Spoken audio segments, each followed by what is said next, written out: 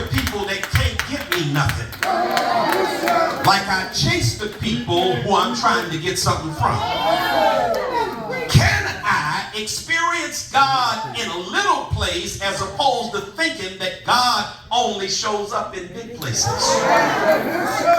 Can God trust me with what seems or what I define as insignificant? I just want to help you, people of God, because ultimately what the world minimizes, that ultimately God may ultimately elevate it. The thing that the world looks at as small may be great in the Lord's sight. And isn't it funny that what Jesus calls the least of these, this government, even this country, writes off as unimportant, but to God they at the top of the list. And even Jesus says, what you've done to the least of these, you have done to, y'all gonna make me preach, I'm trying not to do it. The power of this text, I'm sorry, I didn't mean to raise my voice, is that ultimately, what most of us do in our interpretation of Philip's success is that we would think that he has no business being sent down to the desert. Most of us should have a problem initially with what we read in the text, and maybe some of us just jump over stuff and we don't pay attention to what's there. But you know, Philip just came off a great success, and the angel of the Lord shows up to him to give him explicit direction. Go down the road. And keep going from Jerusalem to Gaza. And he doesn't want you to get it screwed up. He says, and this is desert. You will know you're in the right place because it's going to be the desert. It's not going to be a mistake. You weren't sent there by any other kind of, manipulative action. You were sent there, and it's intentional that your destination is desert. It's not, you're not going to be able to wear fine clothes and look wonderful. Your collar ain't going to mean a whole lot when you get down there. There ain't going to be a whole lot of people down there. But I want you to know that your assignment is in the desert.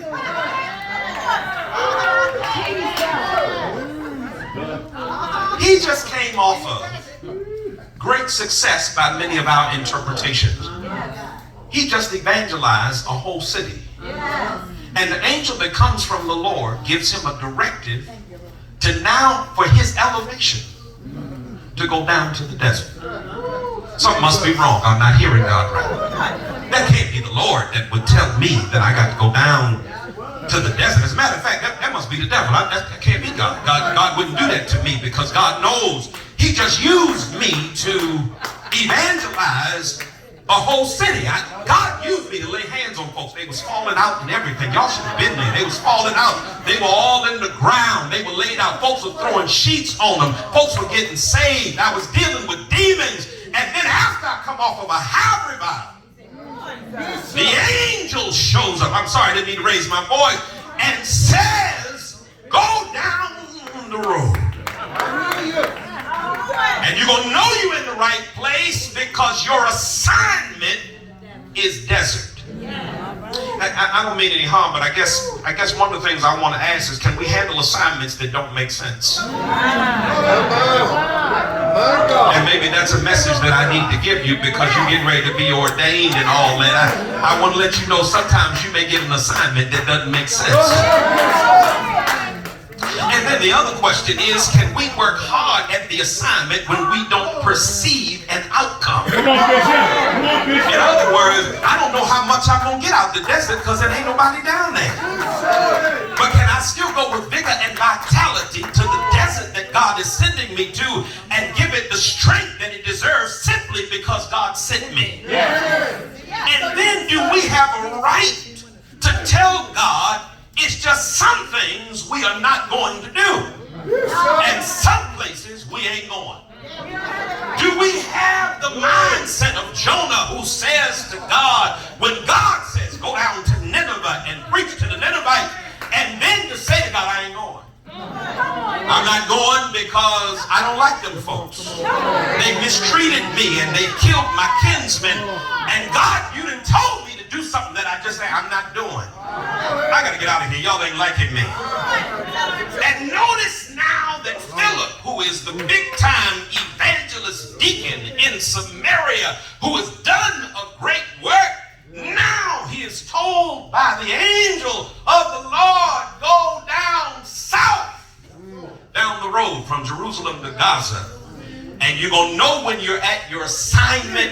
Why? Because you're going to be in the desert. Ain't going to be nothing there. The desert is a crazy place. He is now being asked to go from benefits, to go from resources, to go from notoriety, to go to lack, and to go to no obvious outcome, and to go to a setting which may not appreciate his gifting or his skills, and there may not even be anybody there when he gets there, but the angel says, go down south from Jerusalem down to Gaza.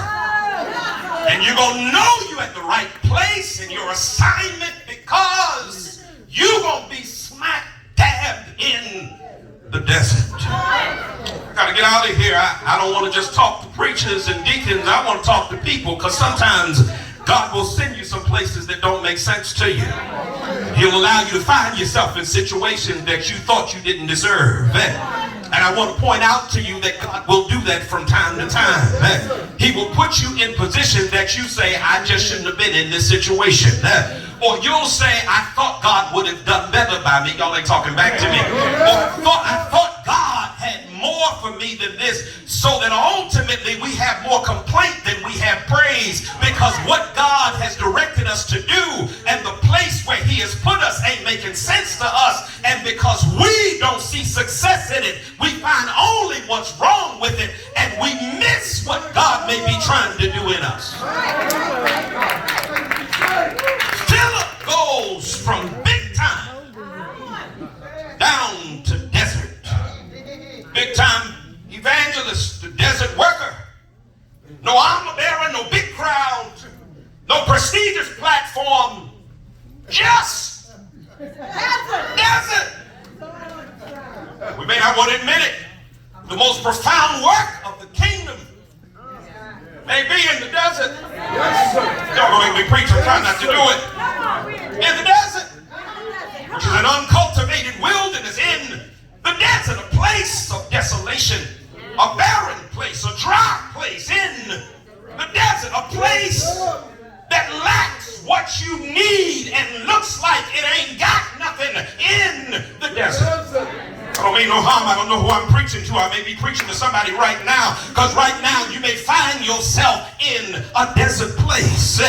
And maybe the question that you're asking is, what in the world am I doing in a desert? Why would God allow me to be here? What is it that I can produce in a desert? And yet we know that where you are, God had something to do with you being there. And instead of you telling him thank you, you offered nothing but complaint, because it makes no sense to your definition of success. In this text, be very clear that the focus should not be on the place, but rather it should be on the fact that this assignment was so important that God sent an angel to inform Philip of his next assignment. Right. See, maybe the problem with us is we focus on the place and we don't focus on who sent us. My God. That's good. Oh, is this where you sent me? Be in a situation like this? This doesn't move up to par with what I'm used to, with what I'm expecting. I thought things would be better than this. And watch this. You so focused on the place, you forget who sent you. Not just any old body sent you. God sent you. He thought enough of you to send you to a place. And let me point out to you, people of God, and I'm trying my best not to preach, but I almost feel a holler coming. I want you to understand that sometimes God sending you to a place is not a bad thing if God goes with you. Get out of right here. I wish I had time to preach. I got to hurry up and move this train. But remember the other day when Abraham and Lot had a fallout because they got so much that God had blessed them with that their kinsmen couldn't hang together anymore. And Abraham came up with a plan. He said, I know what the problem is. We in too much of a confined space. You need to go your way and I need to go mine. And he said, what I'll do is I'll let you pick the way you want to go. And the text says, and Lot looked over and he saw the city. And he saw the lights. And he saw the opportunity. And he saw what looked like success. And Lot, even though he was tagging along with Abraham and should have been humble and yielded to his elder, he said, I'm taking over there. And Abraham said, well, you go on and take all of your stuff and go towards the city and be blessed. And I speak blessings to your life. And when Abraham turned around and looked at the opposite direction, the word says it was nothing but wilderness and desert. But then he heard the voice of God.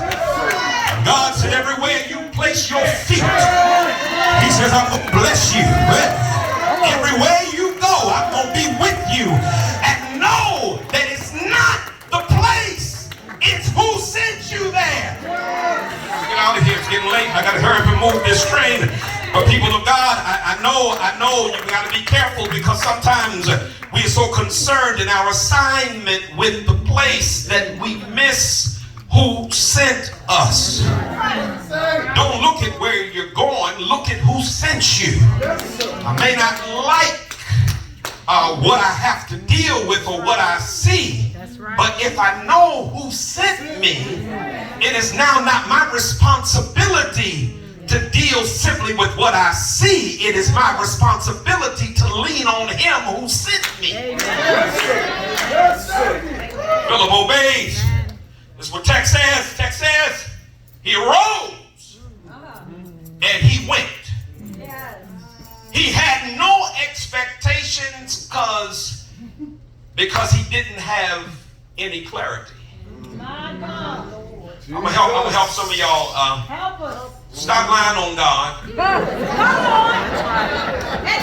Talking about you can't do some things until you get clarity. And I'm going to help you with why. If you have clarity, you don't need faith. Because if it's clear, you don't have to trust. All you got to do is do what you see. And the word says it is impossible to please God without faith. So it is an impossibility to please him without faith. Do you think he wants you to have faith or have clarity? He'd rather you have faith.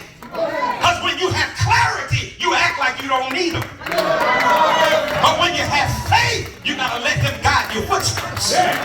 Which means you can't go nowhere without him. Y'all gonna make me holler? I'm trying not to do it. Look at your neighbor and tell him, neighbor, he wants me to have faith. Philip obeys even though he doesn't have clarity. He didn't have this great discourse or discussion with the angel to say, I don't know what's down there. I don't know nobody down there. Ain't nobody down there I know. I don't have no friends down in the desert. I don't know nobody who can help me out in the desert. It ain't no help in the desert. Ultimately, all he does is he obeys. I want to help y'all because sometimes when it comes to your assignment and to ministry, some of the discussion you having is too much. That's right, that's right. Sometimes God's just expecting you to obey. That's right. Can you obey him without clarity when you can operate in faith? And watch what the word says. In other words, can you be confident in him when you can't see it?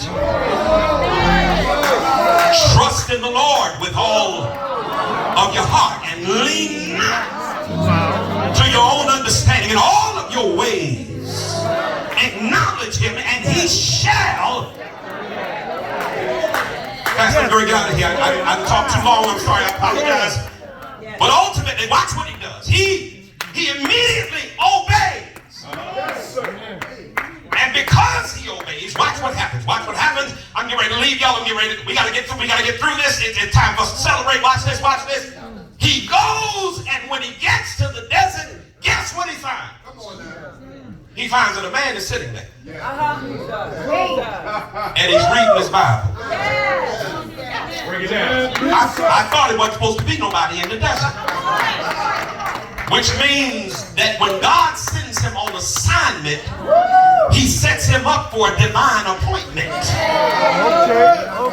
And so even though it wasn't supposed to be anybody there, here there is an Ethiopian. Y'all gonna make me preach, and I'm trying not to do it. And he's sitting there and reading his Bible. And watch what the writer of the text does for us. He gives us the resume of the Ethiopian. Watch this. That Philip has no idea. In other words, he wants us to get happy before we even see what Philip is getting ready to do. So it ain't supposed to be nobody down there. And when he gets to the desert, notice that there is an Ethiopian who is there reading his Bible. And watch this. He is representing the queen of a whole country. And not only is he representing the queen, but he is a man of great authority. And the text says, not only does he have authority, but he's a man in charge of the money. He controls the treasury of a country.